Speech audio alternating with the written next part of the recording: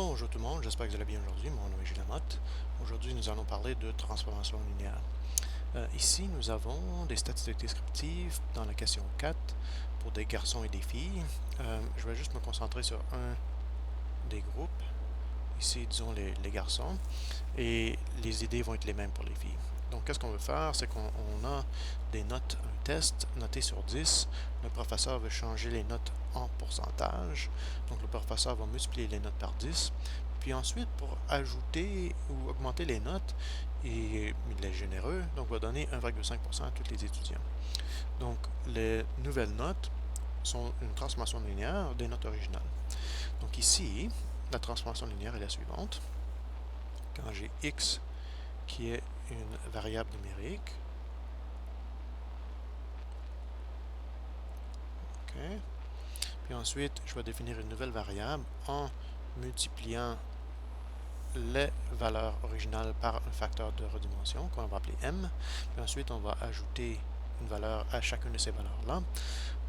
Ce terme ici, on va appeler ça un terme de translation. OK, donc ici, on fait mon facteur de redimension, c'est 10. Donc on multiplie chacune des valeurs par 10. Puis ensuite, on va ajouter 1,5. Donc le terme de translation, c'est 1,5. Okay? Donc la première opération, c'est le facteur de redimension, c'est la multiplication par 10.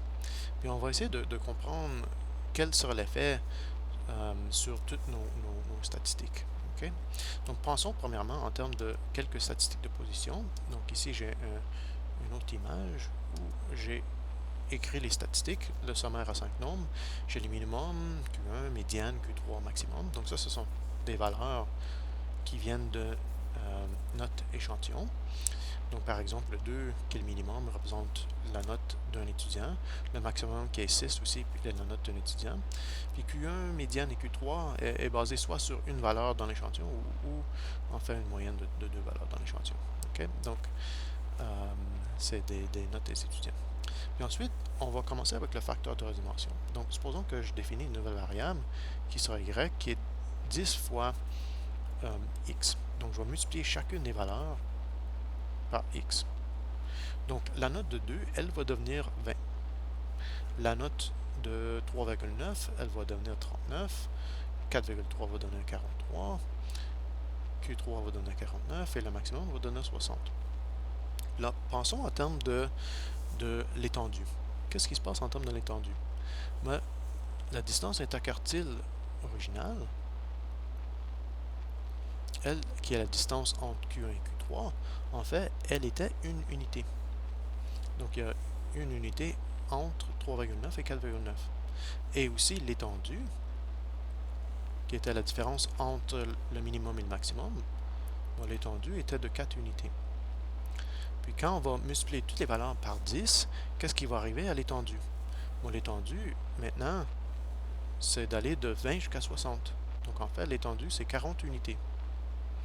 Donc en fait, l'étendue est beaucoup plus grande. En fait, elle est 10 fois plus grande. Puis ensuite, la même chose ici avec la distance interquartile. Donc remarquons que le Q1, c'est 39, Q3, c'est 49. Donc la distance interquartile, après avoir multiplié par 10, est maintenant 10. Mais avant, elle était juste 1. Donc elle est 10 fois plus grande. Okay? Donc le facteur de redimension affecte la dispersion. Donc si je multiplie toutes les valeurs par 10, la distance entre mes valeurs va maintenant être 10 fois plus grande. Mais aussi la valeur elle-même a été affectée, donc c'est-à-dire la position est affectée. Donc par exemple aussi, si je veux calculer la moyenne, il faudrait que je multiplie la moyenne originale par 10. Okay? Donc ça, c'est l'effet du facteur de redimension. Là, si je pense en termes du facteur de translation.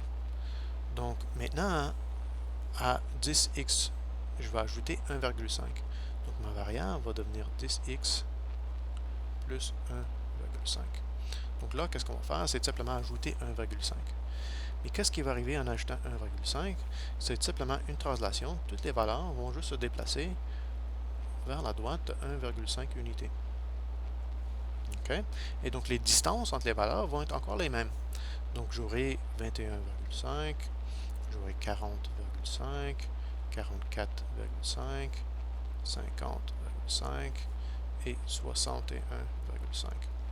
Donc maintenant, mon étendue est encore 40. Et ma distance interquartile est encore 10. Donc la translation n'a aucun effet sur la dispersion. Il y a seulement le facteur de redimension qui a un effet sur la dispersion. Okay? Sauf que les valeurs, en ajoutant 1,5, la position des valeurs ont changé. Et donc, il va falloir qu'on prenne en considération la translation quand on fait le calcul de la moyenne. Okay? Cependant, l'écart type, c'est une mesure de dispersion. Et donc, l'écart type ne sera pas affecté par ce 1,5. Parce que la distance entre les valeurs sont encore les mêmes. Okay? Donc, si je reviens à mon solutionnaire, okay? Donc, on a fait la remarque ici qu'on a une transformation linéaire, on a un facteur de redimension. Donc ici, ce facteur de redimension va avoir un effet sur les mesures de dispersion.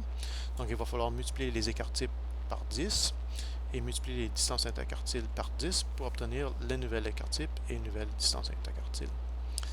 Là ensuite, par rapport aux autres statistiques qu'on veut qu'on modifie, il y a la moyenne, il y a l'écartile et la médiane. Ça, c'est des mesures de position.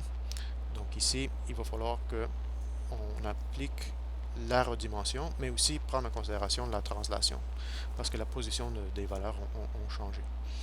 Donc, quand je veux calculer la nouvelle moyenne, il va falloir que je multiplie l'ancienne moyenne par 10, puis ensuite, j'ajoute à cette valeur-là 1,5. Même chose avec l'écartile, et même chose avec la médiane. Okay? Donc, pour des statistiques de position,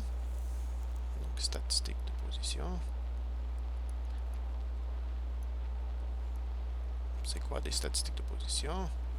Ouais, il y a toutes les statistiques dans le sommaire à SACNOM, le min, Q1, médiane, Q3, max, et aussi la moyenne. Donc là, il faut prendre en considération la redimension et la translation. Mais pour les statistiques de dispersion, il faut seulement prendre en considération le facteur de redimension. Donc on ignore la translation. C'est quoi des stades de dispersion? Il y a la distance interquartile, il y a l'étendue, il y a aussi l'écart type. Okay? Donc, c'est tout pour translation et facteur de redimension, c'est-à-dire des transformations linéaires. Merci.